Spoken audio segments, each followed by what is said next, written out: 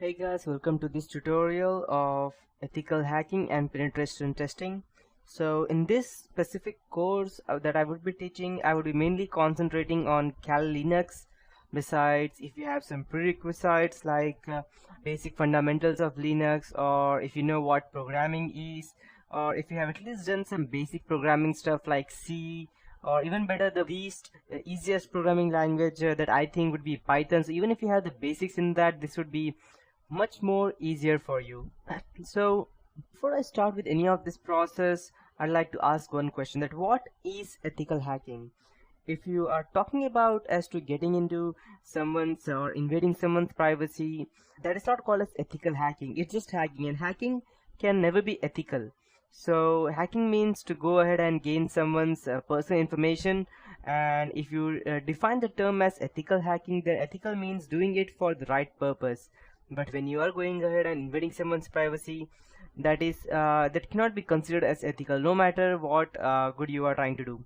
So at that point of time, there was a time when there were a lot of people computer in 1990s, and the computers were just came into existence. The Google just came into existence. People did not knew much about using computers, and there were people who used to run programs, and there were con artists who used to call people, gather information about their computers or bank accounts over the phone. And at that point of time, the government thought that yes, there is a need for something, some countermeasure, so that these people who go ahead and create some kind of, let's say, chaos or try to cheat people, there needs to be some way so that they can be tackled with.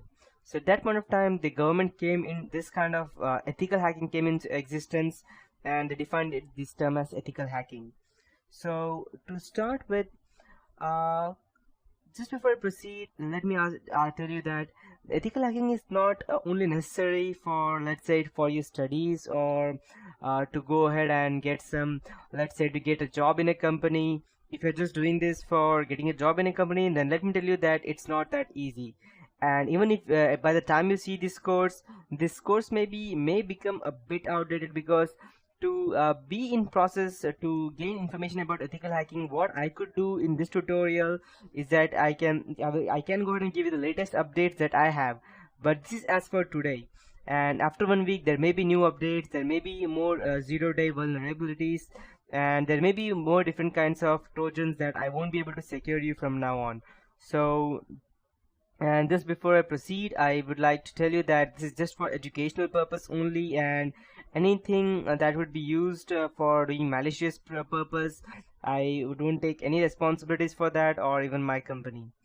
So to start with, yeah, that's how it is. So in this whole tutorial of ethical hacking and penetration testing, I will teach you what ethical hacking is, footprinting reconnaissance, that means gathering information from different places.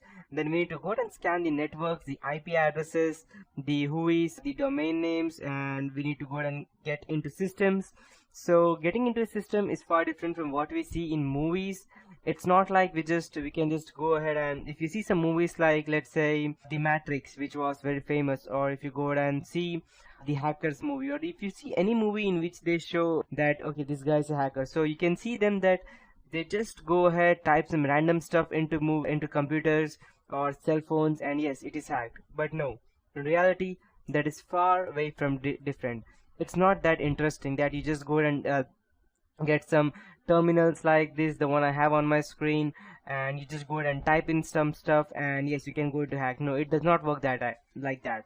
You need to go ahead and gather information about your specific target, each and everything related, from his personal life to his background, what he did, to his history, what he did, to what he is current, what he likes, what he does not. Yes, because ethical hacking is a term which consists of gathering information and exploiting them on your target.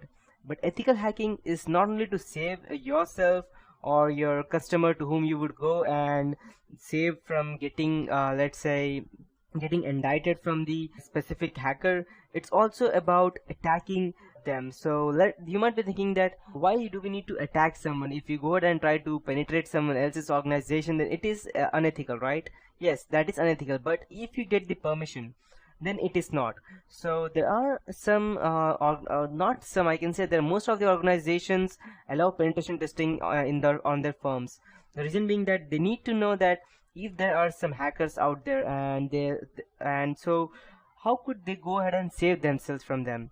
So they go ahead and authorize a penetration tester, someone like me or someone like you who would become after going through this whole project of mine. So once you go through this project, you will become some kind of an ethical hacker, but you need to keep yourself updated and you need to go ahead and practice continuously, and there is no actually stop for this ethical hacking.